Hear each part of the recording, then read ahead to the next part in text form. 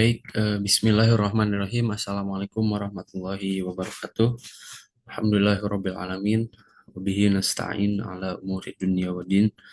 Wassalatu wassalamu ala asyrafil anbiya'i wal mursalin wa ala alihi wa sahbihi ajmain. Amma ba'd. Pertama-tama marilah kita panjatkan puji dan syukur kehadirat Allah Subhanahu wa taala. Alhamdulillah pada kesempatan kali ini saya bisa mempresentasikan hasil proposal penelitian yang sudah saya susun.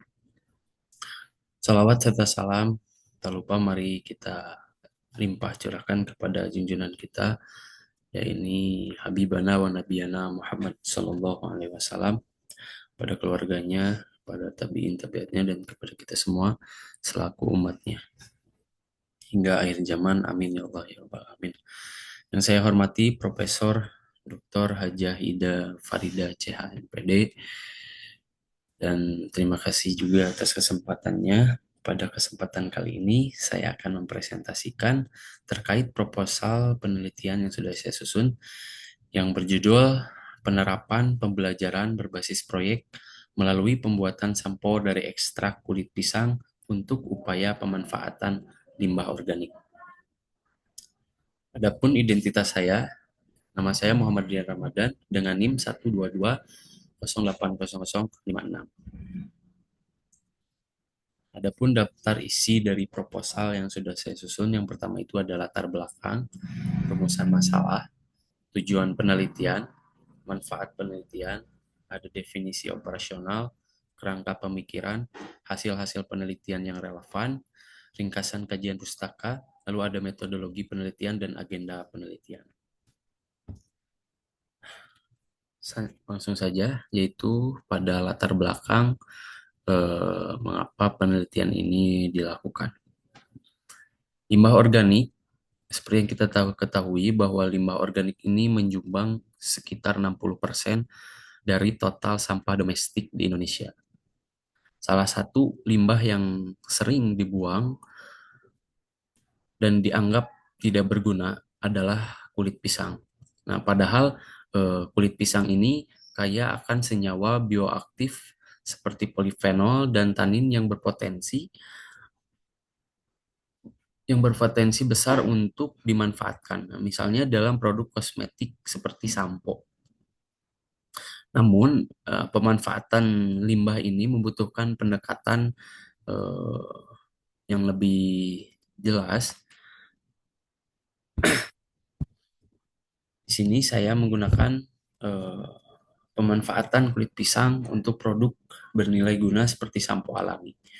Dan untuk penelitian ini saya terapkan kepada siswa dengan metode pembelajaran pendekatan project based learning untuk mendukung pembelajaran yang kontekstual. Ada rumusan masalah.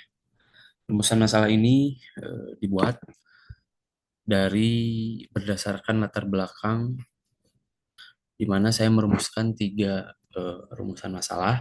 Yang pertama itu bagaimana pendekatan PJBL diterapkan dalam pembuatan sampo dari kulit pisang. Yang kedua, bagaimana cara mengolah kulit pisang menjadi bahan dasar sampo. Yang ketiga, bagaimana efektivitas PJBL dalam meningkatkan pemahaman konsep kimia siswa. Masalah-masalah ini menjadi dasar untuk merancang tujuan penelitian, di mana tujuan penelitian yang saya buat yaitu yang pertama mengembangkan penerapan PJBL melalui pembuatan sampo dari kulit pisang. Yang kedua, mendeskripsikan proses pengolahan kulit pisang menjadi bahan dasar sampo. Yang ketiga, menganalisis efektivitas PJBL dan meningkatkan pemahaman siswa. Nah, melalui tujuan ini, saya ingin memberikan manfaat akademik dan praktis bagi siswa maupun masyarakat. Adapun penelitian ini diharapkan memberikan 3 manfaat. Yang pertama ada manfaat teoritis, di mana mengembangkan literatur mengenai pembelajaran berbasis proyek. Yang kedua ada manfaat praktis, memberikan solusi praktis untuk pemanfaatan limbah organik. Yang ketiga ada manfaat sosial, di mana ini bisa meningkatkan kesadaran siswa tentang keberlanjutan lingkungan. Baik, selanjutnya yaitu ada kerangka pemikiran, di mana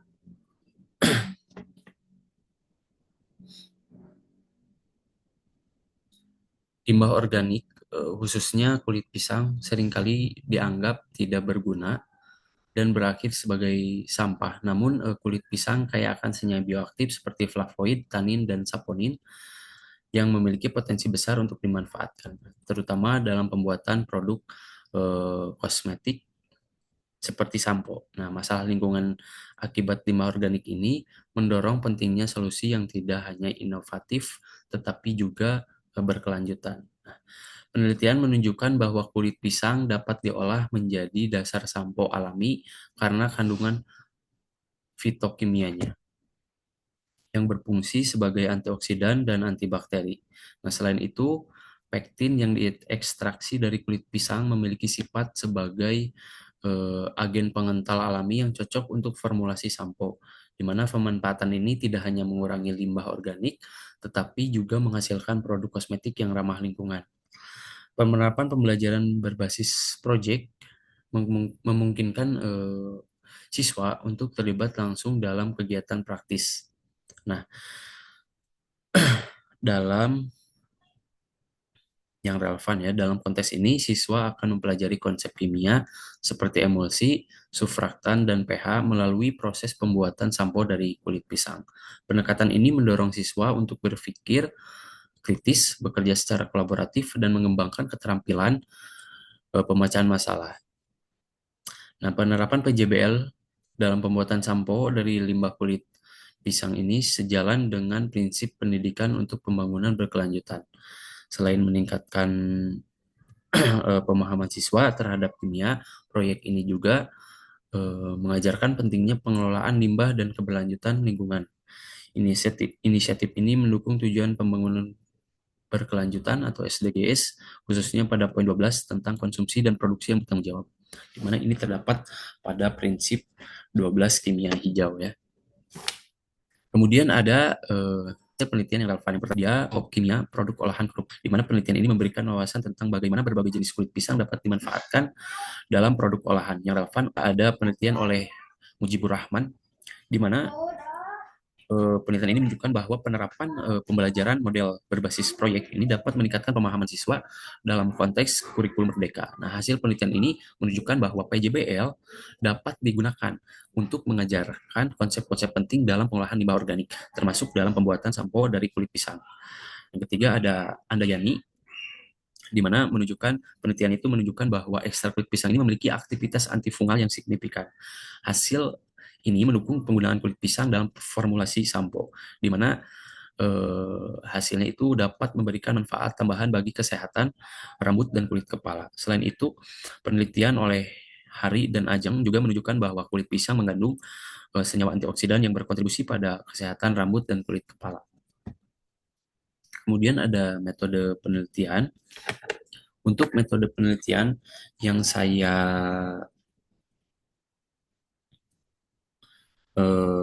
pakai yaitu metode eksperimen kuasi dengan pretest dan post-test, di mana eh, metode penelitian ini dapat membandingkan pemahaman siswa yang mengikuti pembelajaran berbasis proyek dengan siswa yang mengikuti pembelajaran tradisional, di mana pengukuran pemahaman siswa dapat dilakukan melalui tes, pretest, dan post-test untuk menilai peningkatan pengetahuan mereka tentang konsep-konsep kimia yang relevan.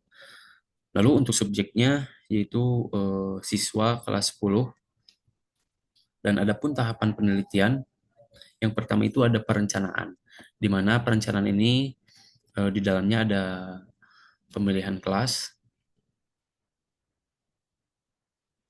pemilihan satu kelas yang akan menjadi subjek penelitian, lalu menetapkan tujuan penelitian yaitu untuk mengetahui efektivitas pembelajaran berbasis proyek, dan dilakukan pemilihan desain penelitian dengan menggunakan desain kuasi eksperimen. Tahap kedua yaitu ada implementasi. Pada tahap ini dilakukan persiapan materi pembelajaran berbasis proyek terkait dengan pembuatan sampo alami dari ekstrak kulit pisang, lalu menyiapkan bahan ajar berupa lembar kerja siswa, dan menyiapkan alat dan bahan dan mengatur ruangan untuk pelaksanaan pembelajaran. Tahap yang ketiga yaitu ada tahap pengukuran di mana eh, tahap ini menentukan indikator keterampilan dan melakukan pengukuran keterampilan secara objektif dan konsisten. Dan tahap terakhir yaitu ada tahap refleksi. Pada tahap ini dilakukan proses pengumpulan dan analisis data, perekapan hasil dari pembelajaran berbasis project, dan evaluasi proses pembelajaran dan penyusunan laporan akhir. Lalu kemudian ada teknik eh, pengumpulan data, di mana teknik pengumpulan data itu untuk instrumennya ada 4.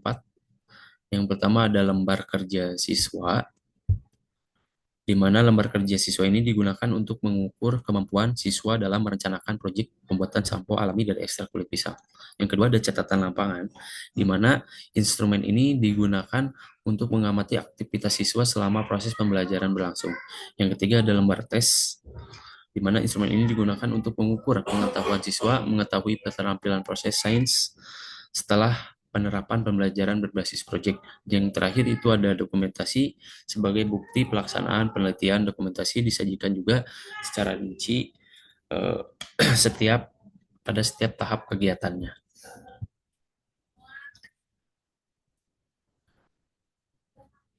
Adapun untuk agenda penelitian, di mana yang pertama itu ada bimbingan dengan dosen terkait, di mana agenda ini akan dilaksanakan dimulai dari bulan ke-1 sampai bulan ke-6.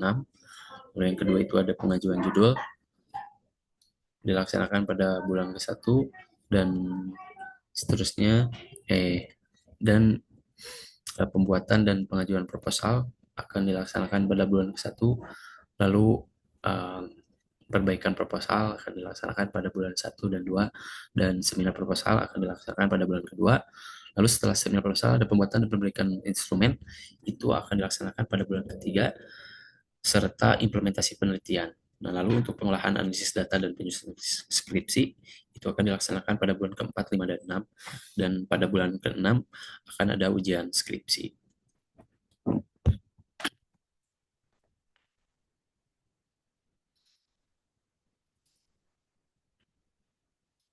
Nah, mungkin hanya itu yang dapat saya sampaikan.